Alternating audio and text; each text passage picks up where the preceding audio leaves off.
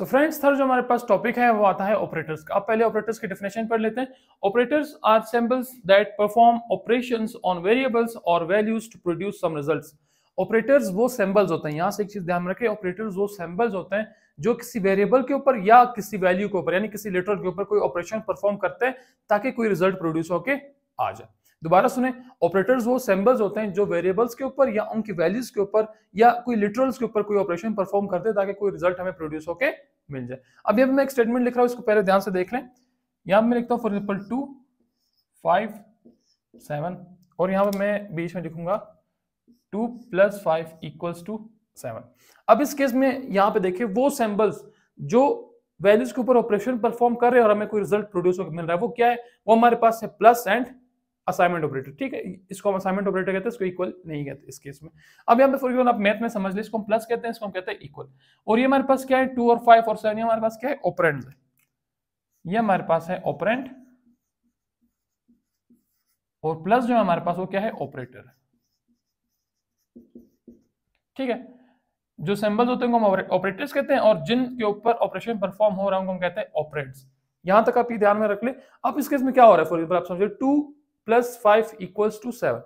दो वैल्यूज हैं, उनके ऊपर कोई ऑपरेशन परफॉर्म हो रहा है और उस समय कोई रिजल्ट प्रोड्यूस होके मिल रहा है। तो ऑपरेटर की डेफिनेशन क्या थी, ऑपरेटर्स आर सिंबल्स, ठीक है, इस केस में प्लस को देख लें, that perform operations on variables, जो वेरिएबल्स या फिर वैल्यूज के ऊपर ऑपरेशन परफॉर्म करते हैं। हम यहां से कोई वेरिएबल भी लेते हैं, जैसे for example a + b = c, मैं ये लिखता हूं। अब इस वजह से हमारे पास a और b हमारे पास क्या है, वेरिएबल्स है।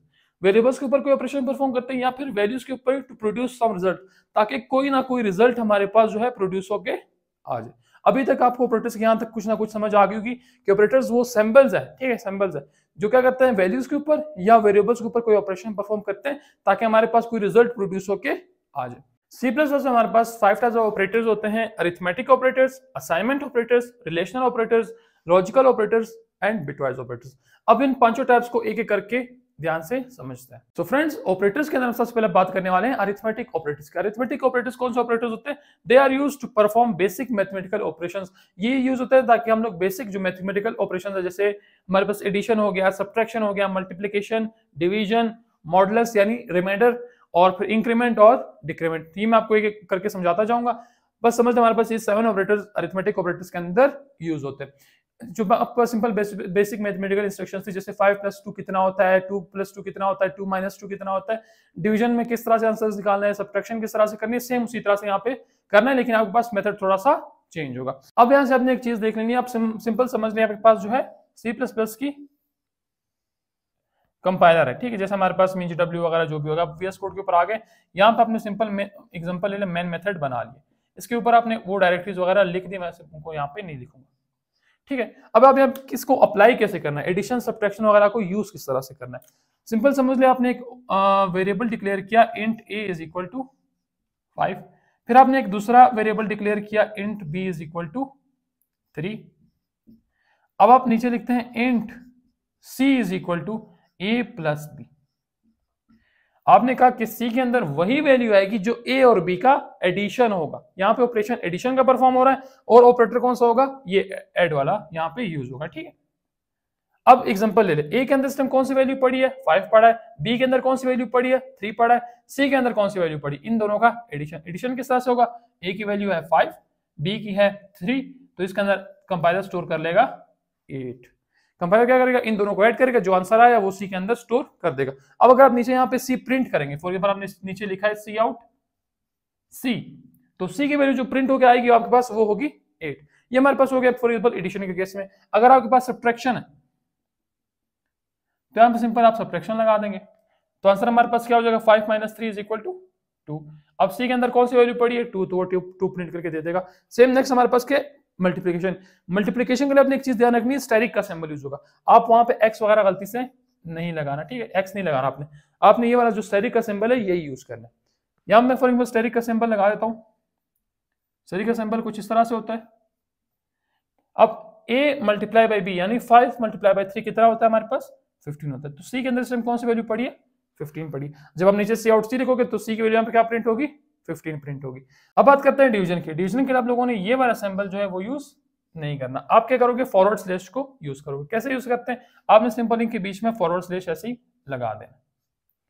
5 और 3 है तो 5 डिवाइडेड बाई 3 जो भी वैल्यू आएगी पॉइंट के अंदर वो यहाँ पे सी के अंदर स्टोर हो जाएगी। अब यहाँ पे एक चीज देखें, 5 डिवाइडेड बाई 3 इसको हम यहाँ पे सॉल्व करते हैं तो ऐसे आएगा 5 इज डिवाइडेड बाई 3 तो 3 1 जा 3 हो जाएगा, रिमाइंडर क्या हो जाएगा 2।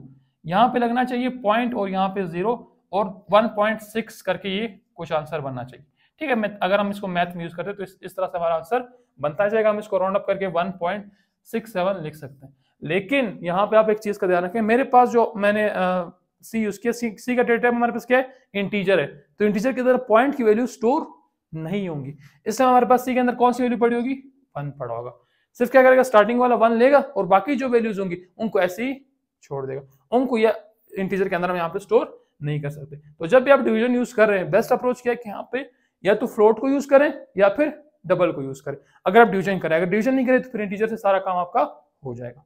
सो फ्रेंड्स, हम नेक्स्ट में बात करेंगे मॉडुलस ऑपरेटर, यानी जिसको हम लोग रिमाइंडर भी कहते हैं। आप सिंपल समझ ले, दो नंबर्स को आप डिवाइड करते हैं तो लास्ट में कुछ ना कुछ रिमाइंडर बचता है जो और डिवाइड नहीं हो सकता, उसके आपको पॉइंट की जरूरत होती है। तो उस स्टेज तक पहुंचने के लिए जो हमारे पास लास्ट में रिमाइंडर बचता है उसके लिए हम लोग यूज करते हैं मॉडुलो ऑपरेटर। अब एग्जांपल ले ले, मेरे पास एक इंटीजर टाइप का वेरिएबल है int a is equal to, for example मैं यहाँ पे लेता हूँ 8 और दूसरा मैं यहाँ पे वेरिएबल लूंगा int B is equal to 3 for example. इनको मैं स्टोर करता हूँ इंट सी के अंदर, C is equal to A modulo, इसके लिए आप सिंपल परसेंटेज वाला सिंबल यूज करेंगे, लेकिन इसको हम कहते हैं मॉडुलो या रिमाइंडर, ए मॉडुलो बी। तो नीचे मैं क्या करता हूँ, उसको प्रिंट कराता हूँ सी आउट सी को, और यहाँ पे अपना मेन मेथड जो है क्लोज करते हैं। अब इस केस में यहाँ पे होगा क्या, पहले हम इसको समझ लेते हैं। यहाँ पे क्या होगा, ए को ए के अंदर जो भी वैल्यू उसको तब तक डिवाइड करना है बी से जब तक हमारे पास रिमाइंडर ना बचे। अब ए की हमारे पास इस टाइम जो वैल्यू है वो है 8 और बी की वैल्यू हमारे पास है 3, तो इसको तब तक डिवाइड करो जब तक आपके पास रिमाइंडर ना बचे। 3 1 3 3 2 6 सब्ट्रैक्ट हो जाएगा, हमारे पास रिमाइंडर बचेगा 2। अब 3 बड़ा है, 2 छोटा है, तो 2 हमारे पास क्या हो गया, इस केस में रिमाइंडर हो गया। अब इस केस में हम एक चीज देखें, यहाँ पे हमारे पास रिमाइंडर क्या बचा 2, तो सी के अंदर इस टाइम क्या स्टोर होना चाहिए, 2 स्टोर होगा। ठीक है, ये कंपाइलर के अंदर इस तरह से सी के अंदर 2 आ जाएगा और हमारे पास क्या है, ए डिवाइडेड बाई बी की वैल्यू क्या है 3। जब इन दोनों का हम लोग मॉडुलस निकालेंगे तो हमारे पास जो वैल्यू बचेगी वो होगी 2 इस केस में। एक और एग्जांपल लेते हैं, फॉर एग्जांपल मेरे पास जो ए की वैल्यू है वो मेरे पास है 6 और मेरे पास जो बी की वैल्यू है वो है 2, तो 2 multiply by 3 is equal to 6, तो हमारे पास रिमाइंडर क्या बचा 0। तो इस केस में क्या स्टोर होना चाहिए, इसी के अंदर 0 स्टोर होगा। एक और एग्जांपल लेते हैं, मेरे पास फॉर एग्जांपल है क्या है 11 और ए है 11 और बी की वैल्यू हमारे पास है 3, तो 3 3 9, तो क्या बचेगा यहाँ पे 2, तो इसके हमारे पास क्या हो गया 2 रिमाइंडर हो गया और ये 2 जो है सी के अंदर इस तरह से स्टोर हो जाएगा। अब ये हो गया हमारे पास मॉडुलस ऑपरेटर। सो फ्रेंड्स, यहाँ पे हमारे पास दो ऑपरेटर्स हैं, इसको हम कहते हैं अगर 2 + 1 साथ लगाए इंक्रीमेंट, अगर 2 - 1 साथ लगाए डिक्रीमेंट। अब यहाँ पे एग्जांपल ले ले, मैंने एक ही वेरिएबल लिया है int a is equal to 8 और मैं नीचे लिखता हूँ ए प्लस प्लस, बस इतना ही लिख रहा हूँ और नीचे में क्या कर रहा हूँ, सी आउट कर रहा हूँ ए को, तो मेरे पास जो आउटपुट आएगा स्क्रीन के ऊपर वो होगा 9।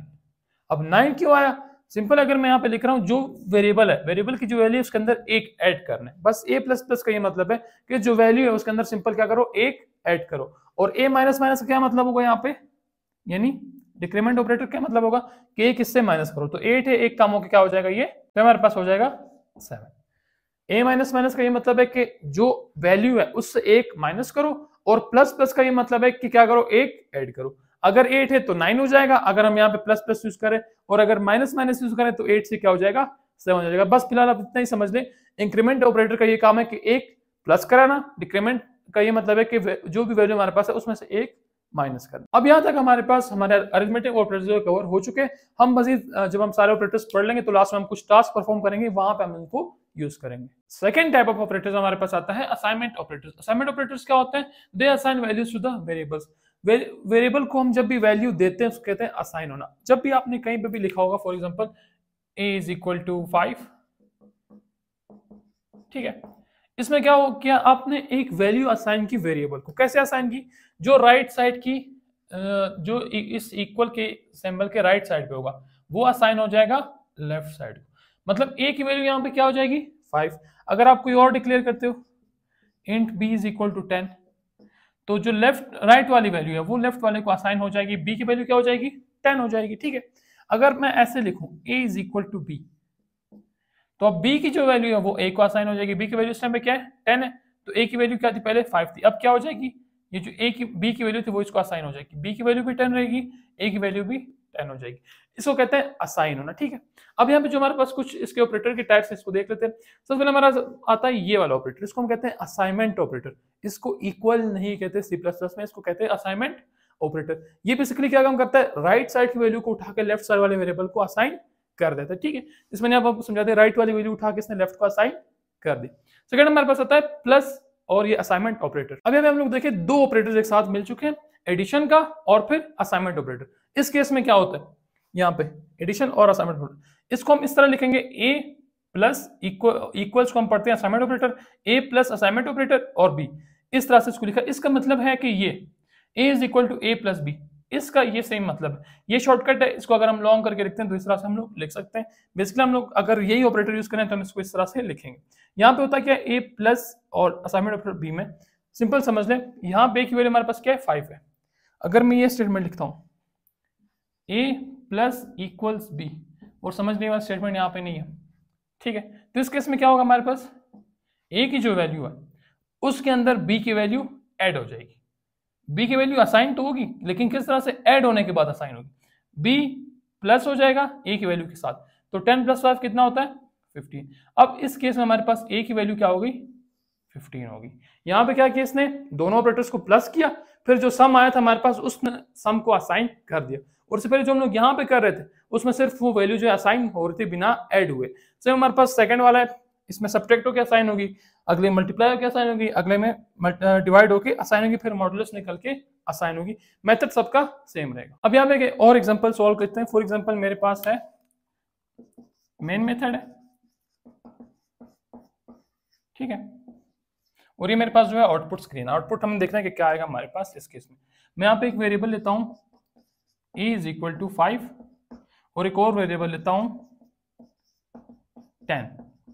अब मैं इनमें से कोई भी स्टेटमेंट लिख रहा हूं और मुझे बाद में वैल्यू प्रिंट करनी है। सबसे पहले हम क्या करेंगे, ये वाला ऑपरेटर यूज करेंगे। ठीक है, यहां पे मैं लिखता हूं a इक्वल्स b, ठीक है, और मैं यहां पे प्रिंट करूंगा a को। अब जब इस केस में हम a की वैल्यू प्रिंट करेंगे तो a की वैल्यू हमारे पास क्या आनी चाहिए। सबसे पहले आप देखिए a की वैल्यू क्या है, हमारे पास 5 है, b की वैल्यू क्या है 10 है। अब a की वैल्यू अभी 5 है और b की क्या है 10 है, तो जब असाइनमेंट ऑपरेटर यूज होगा तो b की जो वैल्यू है वो असाइन हो जाएगी a को। ठीक है, मतलब इन दोनों की वैल्यूज जो है यहाँ पे सेम हो जाएगी। b की वैल्यू 10 है तो a की क्या हो जाएगी 10, और जब हम a को प्रिंट करेंगे तो हमारे पास आउटपुट आएगा 10। ठीक है, हमने पहला ऑपरेटर यूज कर लिया। अब यहाँ पे ये वाला ऑपरेटर यूज करेंगे प्लस और असाइनमेंट ऑपरेटर, और देखते हैं कि हमें क्या आउटपुट देता है। यहाँ मैं लिखता हूँ a plus assignment operator b। तो इस केस में क्या होगा, पहले इसको ध्यान से देखते हैं। b की वैल्यू क्या हमारे पास 10 है, तो b की वैल्यू असाइन हो जाएगी। असाइन कैसे होगी, पहले वो a के साथ ऐड होगी फिर उसको असाइन होगी। a की वैल्यू क्या है 5, b की वैल्यू क्या है 10, तो इन दोनों को प्लस करो 15, तो a के अंदर इस टाइम वैल्यू पड़ी है 15। ठीक है, अब अगर हम यहां पे सेम सब्ट्रैक्शन यूज करते हैं तो क्या होगा, b की वैल्यू असाइन तो होगी लेकिन असाइन होने के बाद क्या होगी, पहले सब्ट्रैक्ट होगी फिर जो वैल्यू बचेगी वो a के अंदर आएगी। b की वैल्यू 10 है, a की 5 है, सो 10 माइनस 5 हो जाएगा, माइनस 10 और 5, हमारे पास जो बचेगा वो बचेगा -5। अब देखते हैं थर्ड वाले को जो कि हमारे पास है मल्टीप्लीकेशन वाला। ठीक है, ये भी हो गया 1 2 3 एंड 4th वाला, सॉरी मल्टीप्लीकेशन वाला। अब यहाँ पे मल्टीप्लीकेशन का साइन लगाते हैं, यानी स्टेरिक साइन लगाते हैं। अब यहाँ पे क्या होगा, b की वैल्यू a के साथ मल्टीप्लाई हो जाएगी और वेरिएबल a में दोबारा से ही स्टोर हो जाएगी। यहाँ पे मैंने इसका मतलब लिख दिया। अगर हम इसको सेम यहाँ पे लिख दें और इससे समझने की कोशिश करें, a equals a multiply by b, इन दोनों का मीनिंग जो है सेम है। अगर आप ऊपर वाले स्टेटमेंट लिखें या नीचे वाले स्टेटमेंट लिखें, मतलब दोनों का सेम है, सेम आंसर आएगा। होता क्या है, a और b मल्टीप्लाई होंगे और जो वैल्यू आएगी, जो रिजल्ट यहाँ पे बनेगा वो वैल्यू असाइन हो जाएगी a के अंदर। यहाँ पे क्या होगा, a और b मल्टीप्लाई होंगे, जो वैल्यू बचेगी वो a के अंदर असाइन हो जाएगी। हम फिलहाल ये वाले पढ़ रहे हैं, ठीक है, तो मैं इसको यहाँ से काट देता हूँ। यहाँ पे क्या होगा, 10 और 5 में मल्टीप्लाई हो जाएंगे 50, तो हमारे पास सिस्टम a की वैल्यू क्या हो जाएगी 50 हो जाएगी। सेम अगर हम यहाँ पे डिवीजन यूज करते हैं, ठीक है, इस तरह से, तो क्या आएगा हमारे पास आंसर? अभी ये देखते हैं a divided by equal to b। तो इस केस में हमारे पास होगा कहीं, पहले ये समझ लेते हैं। यहाँ पे होगा a is equal to a divided by b। पहले a और b को डिवाइड करो, जो आंसर आ गया वो a के अंदर स्टोर हो जाएगा। a और b को कैसे डिवाइड करेंगे? a हमारे पास वैल्यू क्या है इसकी? a की वैल्यू है 5, b की वैल्यू है 10। तो हमारे पास क्या बनेगा? 1 और 2। 1 और 2 किसके इक्वल होता है? हाफ के इक्वल होता है, 0.5 बनेगा। हमारे पास इंटीजर है तो क्या स्टोर होगी यहाँ पे? 0.5 की जगह 0 स्टोर होगा, ठीक है। 0.5 है, इंटीजर हमने यहाँ पे दिया हुआ है, तो स्टोर क्या होगा? सिर्फ 0 होगा, 0.5 यहाँ पे स्टोर नहीं होगा। तो जो हमारे पास आउटपुट इस केस में आएगा वो होगा 0 इस केस में, ठीक है। अब इनका देखते हैं modulus operator. a modulo equals to b, इसका क्या मतलब हुआ? ये आप सिंपल यहां पे समझ लें, a is equal to a modulus b, ठीक है। इस तरह से हमारे पास आएगा।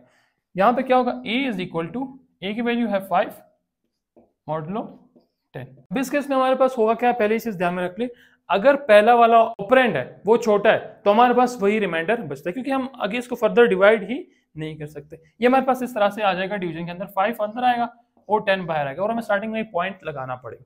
तो हमें पॉइंट नहीं लगाना, पॉइंट से पहले जो हमारे पास वैल्यू आती है वो उसे हम कहते हैं रिमाइंडर। तो हमारे पास इस केस में क्या है? 5 ही रिमाइंडर है। अगर मेरे पास फॉर एग्जाम्पल 6 मॉडुलो 10 होता तो मेरे पास रिमाइंडर क्या होता? 6 होता। अब इसका हमारे पास रिमाइंडर क्या है? 5, तो हम प्रिंट होके क्या आएगा? 5 प्रिंट होके आ जाएगा, ठीक है। तो हमारे पास थे कुछ असाइनमेंट ऑपरेटर्स, इनको मैंने बेसिकली आपको थोड़ा बहुत समझा दिया। आगे जब हम इसके टास्क परफॉर्म करेंगे तो आपको और फर्दर अच्छे हमें समझ में आ जाएंगे।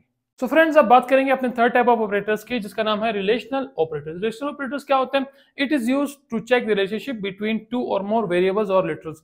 ये हम लोग क्यों यूज करते हैं? क्योंकि हमें अगर रिलेशनशिप चेक करना है दो वेरिएबल्स के बीच में या दो लिटरल्स के बीच में, तो उसके लिए हम क्या करते हैं? रिलेशनल ऑपरेटर्स को यूज करते हैं। जैसे पहले हमने पढ़ा था असाइनमेंट ऑपरेटर्स, उसमें हम वैल्यू असाइन करते थे, यहाँ सिर्फ हम क्या करते हैं? वैल्यूज चेक करते हैं। कैसे चेक करते हैं? कि वो दो वेरिएबल्स की वैल्यूज इक्वल है, किसी की बड़ी है किसी की छोटी है। हमें बस ये फाइंड करना होता है कौन सा वेरिएबल छोटा है कौन सा बड़ा है। तो अभी देखते हैं हमारे पास हमें कौन कौन से ऑपरेटर्स होते हैं। तो फिर हमारे पास आता है इक्वल ऑपरेटर, ठीक है। ये जो डबल इक्वल का निशान आपको यहाँ दिख रहा है ना, इसको हम कहते हैं इक्वल ऑपरेटर। और अगर सिंगल इक्वल है तो उसको हम कहेंगे असाइनमेंट ऑपरेटर। दो इक्वल आ गए मतलब इक्वल कहते हैं इसे हम, ठीक है। सिंपल में जब आपके सामने दो इक्वल के सिंबल आएंगे तो हम उसको कहेंगे कि ये इक्वल है, और अगर एक इक्वल आएगा तो हम उसको कहेंगे असाइनमेंट ऑपरेटर। इसका सिंपल मीनिंग है इज इक्वल टू। यहाँ पे एग्जांपल ले ले, 3 इज इक्वल टू 5। अब ये आपने अपने चेक करना है कि 3 5 की इक्वल है या फिर नहीं है। सिर्फ इतना बताएं, क्या 3 इज इक्वल टू 5 है? नहीं है, तो हम क्या कहेंगे? फॉल्स, ठीक है। नेक्स्ट अभी देखते हैं हमारे पास नॉट इक्वल टू, ठीक है। इसको पढ़ते हैं नॉट, और ये हमारे पास आ गया equal. Not equal to 3 is not equal to 5, ये ट्रू है या फिर फॉल्स है? ट्रू है। 3 5 की इक्वल नहीं है। नेक्स्ट यहाँ पे देखिए ग्रेटर देन। ग्रेटर देन क्या होता है? अब इस केस में देखिए 3 इज ग्रेटर देन 5, नहीं, छोटा है, तो हम क्या करेंगे? यहाँ पे फॉल्स लिखेंगे।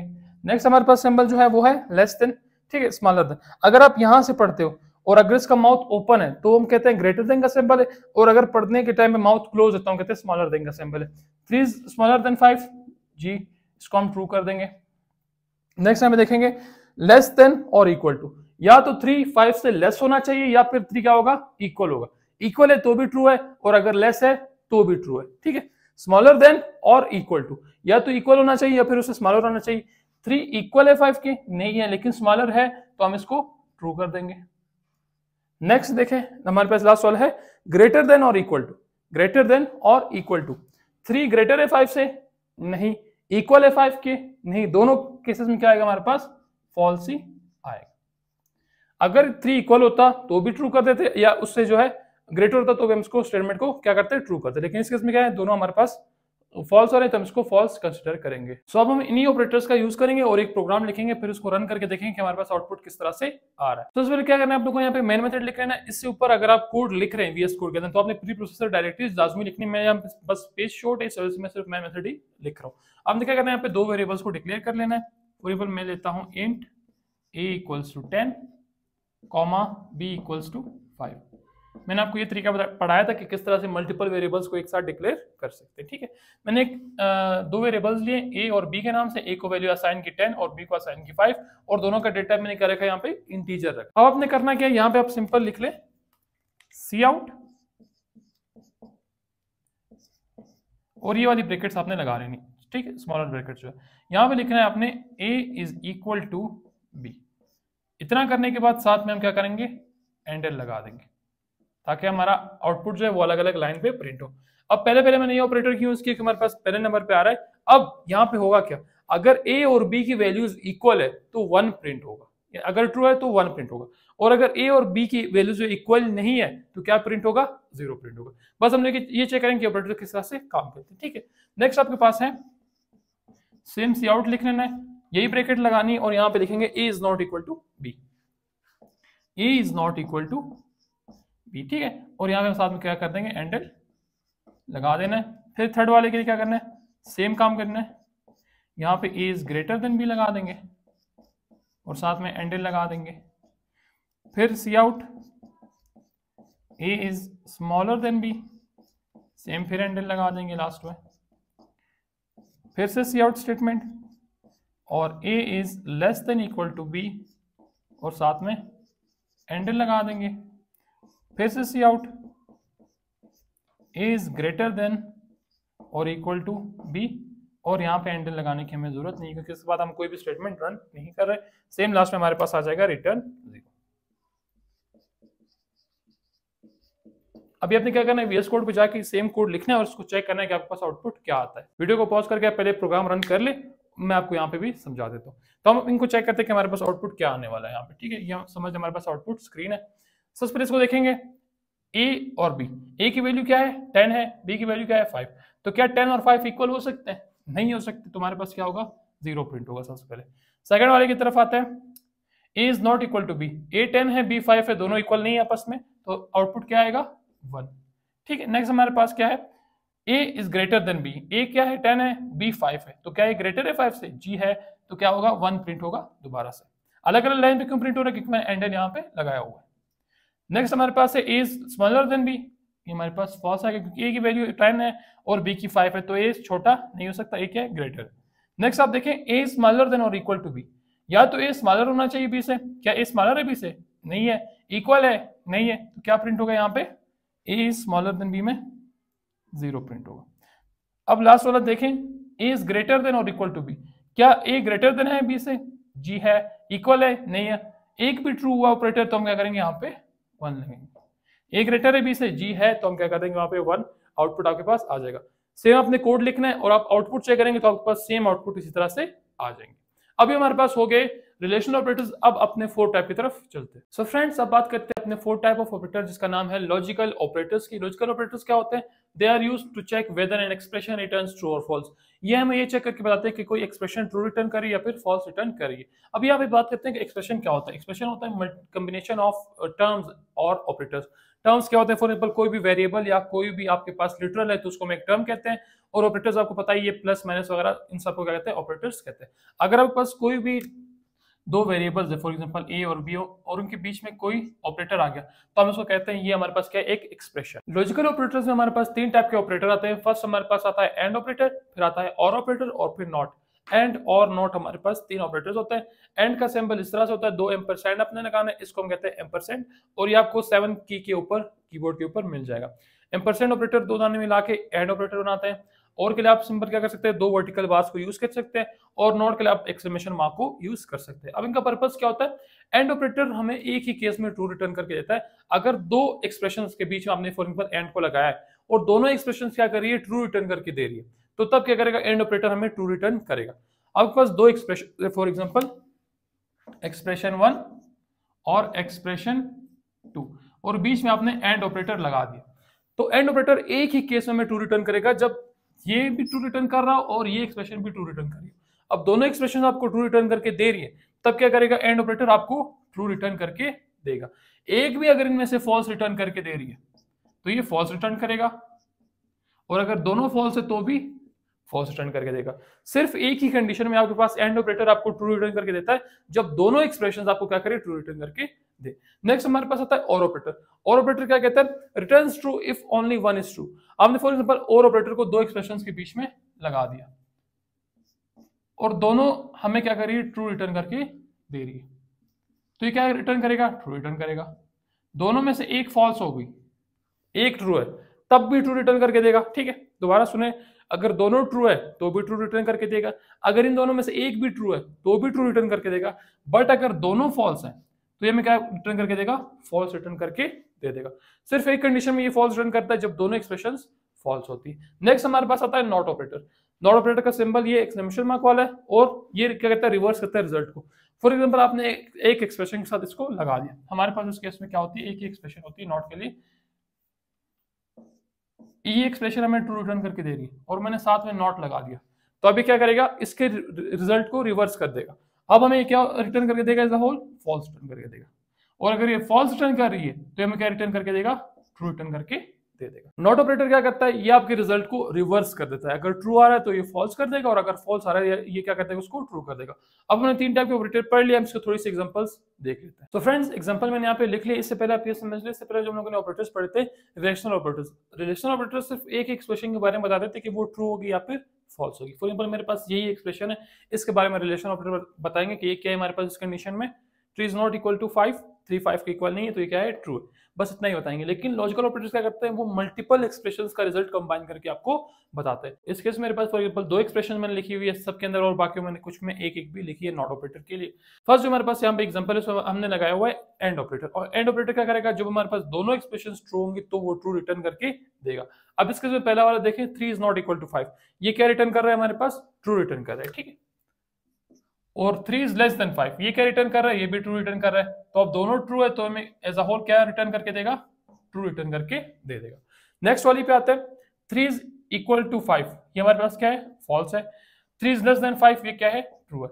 एक भी फॉल्स होगी एंड के लिए तो हमें क्या रिटर्न करके देगा, फॉल्स रिटर्न करके दे देगा। नेक्स्ट हमने यूज किया हुआ है और ऑपरेटर। और ऑपरेटर क्या करके बताएगा, दोनों में से एक भी ट्रू है तो हमें ट्रू रिटर्न करके दे देगा। अब फर्स्ट वाले देखते हैं, 3 इज नॉट इक्वल टू 5, ये हमारे पास ट्रू है। 3 इज ग्रेटर देन 5, ये फॉल्स है। एक भी ट्रू होगी तो क्या रिटर्न करके देगा, ट्रू रिटर्न करके दे देगा। नेक्स्ट देखिए, 3 इज इक्वल टू 5, फॉल्स है। 3 इज लेस देन 5, ट्रू है, तो क्या रिटर्न करेगा, हमारे पास ट्रू रिटर्न करेगा। सिर्फ एक ही केस में ये फॉल्स होगा, जब दोनों कंडीशन आपको फॉल्स रिटर्न करके देंगे। नेक्स्ट यहाँ पे आते हैं, 3 इज इक्वल टू 5, 3 5 के इक्वल है नहीं, ये हमें क्या रिटर्न करके दे रहा है, फॉल्स। लेकिन साथ में नॉट लगा है तो नॉट क्या करेगा, रिजल्ट को रिवर्स कर देगा और हमें रिटर्न करके देगा ट्रू। नेक्स्ट देखिए, 3 is not equal to 5 is not equal to 3, तो हमें क्या रिटर्न करके दे रहा है, ट्रू। लेकिन साथ में नॉट लगा हुआ तो क्या कर देगा, इसको रिवर्स करके फॉल्स कर देगा। यहां तक आपको बेसिकली इन ऑपरेटर्स की थोड़ी बहुत समझ आ गई होगी कि इनको एक्सप्रेशंस के बीच में किस तरह से यूज करना है। अब चलते हैं अपने फिफ्थ टाइप बिटवाइज ऑपरेटर्स की तरफ। सो फ्रेंड्स, अब बात करते हैं अपने फिफ्थ टाइप ऑफ ऑपरेटर्स, जिसका नाम है बिटवाइज ऑपरेटर्स। बिटवाइज ऑपरेटर्स क्या करते हैं, these operators are used to perform operations on individual bits. ये क्या करते हैं, इंडिविजुअल बिट्स के ऊपर ऑपरेशंस परफॉर्म करते हैं। इससे पहले जो हम लोगों ने 4 टाइप ऑफ ऑपरेटर्स पढ़े, वो क्या करते थे, वो वेरिएबल्स के ऊपर या लिटरल्स के ऊपर डायरेक्टली ऑपरेशंस परफॉर्म करते थे। लेकिन हमारे पास जो बिटवाइज ऑपरेटर्स है, ये उन वेरिएबल्स की जो वैल्यूज होती है उनको पहले बाइनरी में कन्वर्ट करती है, फिर उसके ऊपर क्या करती है, कोई ऑपरेशन परफॉर्म करती है। इससे पहले फॉर एग्जांपल हम लोगों ने पढ़ा था a is greater then b, ये क्या हमें रिटर्न करके दे रहा है, इसके ऊपर कैसे ऑपरेशन परफॉर्म करना है। 3 इज इक्वल टू 5, ये ट्रू है या फॉल्स है। जो हमारे ऑपरेटर्स थे वो वेरिएबल्स के ऊपर या लिटरल्स के ऊपर ऑपरेशन परफॉर्म कर रहे थे डायरेक्टली। लेकिन अभी हम लोग जो यूज कर रहे हैं बिटवाइज ऑपरेटर्स, ये क्या करते हैं, ये उन लिटरल्स को पहले बाइनरी में कन्वर्ट करता है। फॉर एग्जांपल 3 की जो बाइनरी हमारे पास है 0 1 1 और 5 की जो बाइनरी है वो हमारे पास 1 0 1 है। तो ये क्या करता है, इंडिविजुअल बिट्स, इनके हर एक बिट के ऊपर ऑपरेशन परफॉर्म करके हमें बताएगा। इससे पहले जो हम लोगों ने ऑपरेटर्स पढ़े वो वेरिएबल्स या लिटरल्स के ऊपर ऑपरेशन परफॉर्म करते हैं, और बिटवाइज ऑपरेटर्स क्या करते हैं, इंडिविजुअल बिट्स के ऊपर क्या करते हैं, ऑपरेशंस परफॉर्म करते हैं। हमारे पास कुछ टाइप ऑफ ऑपरेटर्स है, उनके सिंबल्स और उसके मैंने कुछ डिस्क्रिप्शन यहाँ पे लिख दिया, इनको पढ़ लेते हैं। सबसे पहले हमारे पास आता है एंड ऑपरेटर। एंड ऑपरेटर का सिंबल एम्परसेंड वाला है, सिंगल आप एम्परसेंड यहाँ पे यूज करेंगे। इससे पहले हम लोगों ने जो लॉजिकल ऑपरेटर्स में यूज करते हैं वहां पे हम लोग 2 एम्परसेंड यूज कर रहे थे, इसको हम लोग बाइनरी एंड भी कहते हैं। ये क्या करता है, sets bit to 1 if both bits are 1। अगर आपके पास दोनों बिट्स 1 है तो क्या कर देगा, उनको 1 कम कर देगा। फॉर एग्जांपल मैंने यहाँ पे 5 की बाइनरी लिखी है 1 0 1 है, 3 की बाइनरी लिखी है 0 1 1। मेरे पास है 5 एंड 3, तो 5 की बाइनरी क्या है 1 0 1 है, 3 की क्या है 0 1 1 है। ये क्या करेगा, हर एक बिट को कंपेयर करेगा। ठीक है, पहले बिट को कंपेयर करेगा, फर्स्ट वाले को 1 को 0 से कंपेयर करेगा। यहाँ पे कंडीशन देख रहे, इफ बोथ बिट्स आर 1 तो क्या करेगा, उसको 1 सेट करेगा। ये दोनों बिट्स 1 है नहीं, एक 1 है और दूसरा 0 है तो इसको 0 करेगा। फिर अगले दो कंपेयर करेगा, 0 और 1 है तो इसको भी 0 करेगा। लास्ट में दोनों बिट्स 1 है तो इसको क्या कर देगा, 1 कर देगा। ये हमारे पास होगा एंड ऑपरेटर का वर्क करने का सिस्टम। एंड ऑपरेटर कैसे वर्क करता है, sets bit to 1 if both bits are 1। अगर दोनों बिट्स जिनको आप कंपेयर कर रहे हैं वो 1 है तो उनका रिजल्ट क्या कर देगा, 1 कर देगा। नेक्स्ट हमारे पास आता है बाइनरी और। बाइनरी और क्या करता है, sets bit to 1 if at least one bit is 1। अगर दो बिट्स को आप कंपेयर करें, उनमें से एक भी बिट 1 है तो उसको क्या कर देगा, 1 कर देगा। फॉर एग्जांपल अब इसको यहां से देखते हैं, मैं यहाँ पे इसको यहाँ पे बाइनरी और यूज कर रहा हूं, ठीक है। तो अब इसको कैसे करना है, पहले 1 को 0 से कंपेयर करेगा, एक भी बिट 1 है, पहला वाला 1 है ना तो इसको 1 कर देगा। फिर 0 और 1 को कंपेयर करेगा, एक भी बिट 1 है जी, दूसरे वाले में एक बिट 1 है तो 1 कर दो, दोनों बिट्स 1 है तो भी 1 कर दो। अगर दोनों में से एक भी बिट 1 है या दोनों बिट्स 1 है तो उसको क्या करो, 1 सेट कर दो। नेक्स्ट हमारे पास आता है एक्सओर। एक्सओर का सिंबल इस तरह से होता है, ये क्या करता है, sets bit to 1 if bits are different. अगर आप जो बिट्स कंपेयर कर रहे हैं वो डिफरेंट है तो उसका रिजल्ट क्या करो, 1 सेट कर देगा, ठीक है। Sets bit to 1 if bits are different, अगर बिट्स डिफरेंट तो उसको 1 सेट कर दो। यहाँ पे अप्लाई करते हैं इसको, इसका सिंबल इस तरह से होता है, ठीक है। अब दोनों बिट्स को कंपेयर करो, 1 एंड 0 है, दोनों बिट्स डिफरेंट है एक दूसरे से, ठीक है, तो 1 सेट कर दो। फिर 0 एंड 1 है, दोनों बिट्स डिफरेंट है तो 1 सेट कर दो। दोनों बिट्स सेम है लास्ट वाले में हमारे पास, तो क्या कर देगा, उसको 0 कर देगा। अगर बिट्स सेम है तो 0 करो, और अगर बिट्स डिफरेंट है तो उसको 1 सेट कर देगा। नेक्स्ट हमारे पास आता है नॉट ऑपरेटर। नॉट ऑपरेटर क्या करता है, flip all the bits, bits को फ्लिप कर देगा। अगर हमारे पास 1 है बिट तो उसको 0 कर देगा, 0 है तो उसको 1 कर देगा। इसके हम क्या करते हैं, एक ही नंबर को यूज करेंगे। फॉर एग्जांपल मेरे पास 5 की बाइनरी यहाँ पे है 1 0 1, तो मैं इसके ऊपर नॉट अप्लाई करता हूँ, ठीक है। नॉट का सिंबल हमारे पास क्या है, ये वाला। मैं यहाँ पे लिखूंगा 5 और साथ में नॉट। पहला वाला बिट इसका क्या है, 1 है तो इसको 0 कर देगा, सेकंड बिट 0 है तो इसको 1 कर देगा, और लास्ट वाला 1 है तो इसको 0 कर देगा। इस तरह से आप लिखेंगे और उसके साथ उसकी बाइनरी को फ्लिप करके लिख देंगे। अगर आपके पास बिट 1 है तो उसको 0 कर देगा, और अगर 0 है तो उसको 1 कर देगा। नेक्स्ट हमारे पास आता है लेफ्ट शिफ्ट। लेफ्ट शिफ्ट क्या करता है, शिफ्ट बिट लेफ्ट, जो पास बिट्स है उसको लेफ्ट की तरफ शिफ्ट कर देता है। एग्जांपल ले ले, मेरे पास 1 0 1, इसको बाइनरी में हम इस तरह से भी लिख सकते हैं, 0 0 0 1 0 1, इस तरह से भी लिख सकते हैं। इसमें इसके पास स्टार्टिंग में बहुत सारे जीरोस होते हैं जो यूजलेस होते हैं, जिनको हम लोग नहीं लिखते, लेकिन अभी हमारे पास क्या आया, लेफ्ट शिफ्ट आ जाएगा, तो हमें इसकी जरूरत पड़ सकती है। शिफ्ट बिट्स टू लेफ्ट, क्या करो, अगर हम लोग कह रहे हैं कि 1 प्लेस इसको लेफ्ट शिफ्ट करो, ठीक है। अगर मैं यहाँ पे कहता हूँ मेरे पास जो 5 है फॉर एग्जांपल, उसको शिफ्ट करो 1 प्लेस लेफ्ट, तो ये क्या करेगा, ये हमारे पास नंबर ये वाला है ना, इनमें सबको एक एक नंबर लेफ्ट शिफ्ट कर देगा। ये 1 यहाँ पे आ जाएगा 0 इसकी प्लेस पे, और 1 यहाँ पे, और साथ में हम 0 लगा देंगे। ये हमारे पास बन जाएगा 0 0 1 0 1 0, क्योंकि सारे नंबर्स एक प्लेस लेफ्ट शिफ्ट हो गए, तो यहाँ पे हमारे पास लास्ट में एक प्लेस एम्प्टी रह जाएगी।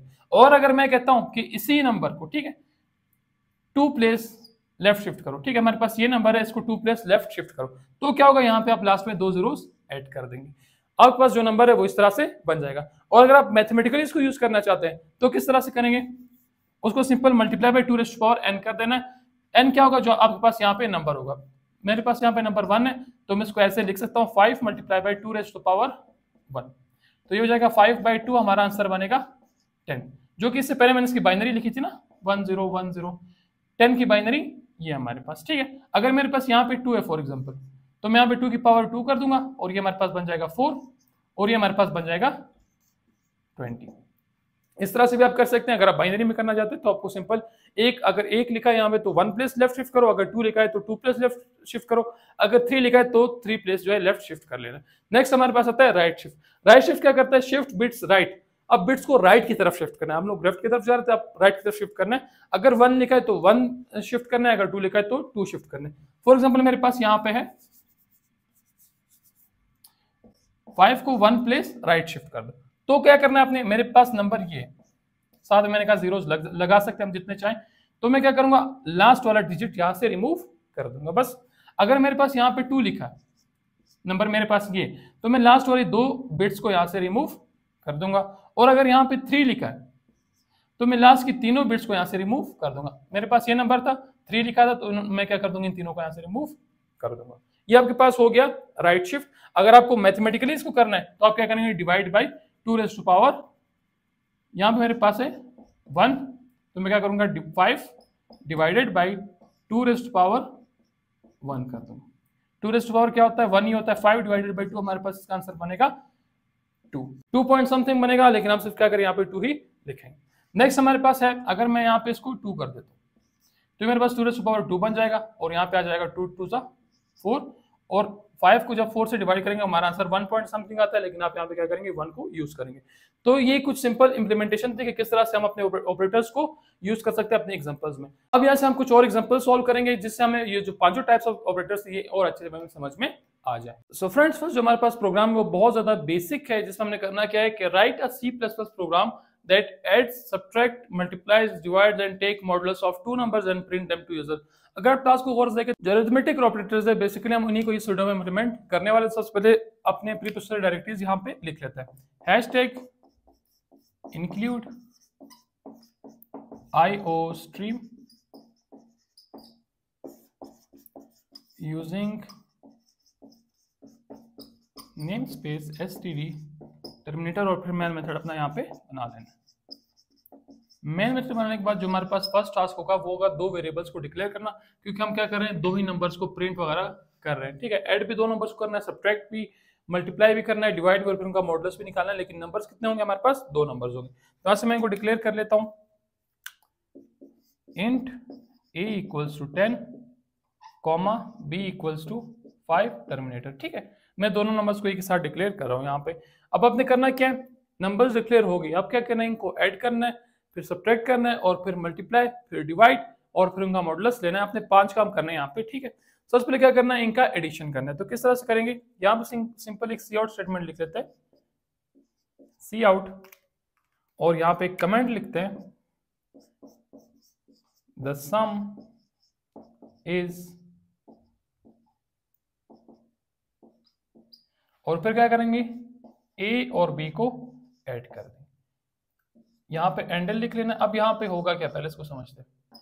सबसे पहले सी आउट स्टेटमेंट में ये प्रिंट होगा द सम इज, और यहाँ पे ये वाला जो कॉलन है प्रिंट हो जाए। कॉलन के बाद एक स्पेस मैंने दी है, उस स्पेस के बाद क्या होगा, a प्लस बी, a और b ऐड हो जाएंगे। a की वैल्यू मेरे पास क्या है 10 है और b की वैल्यू क्या है, तो 10 प्लस 5 15 हो जाएगा। यहाँ पे 15 प्रिंट होगा, फिर क्या होगा, endl. C plus plus compiler को मैं यहाँ पे ये बता रहा हूँ कि ये वाली लाइन यहाँ पे खत्म होगी। अब नेक्स्ट जो काम अपने यहाँ पे करना है वो अपने नेक्स्ट लाइन से स्टार्ट करना है। सेम काम आपने क्या करना है, बाकियों के लिए भी कर लेना है। सी आउट, सेम यहाँ पे लिखेंगे द डिफरेंस इज, कॉलन लगा देना है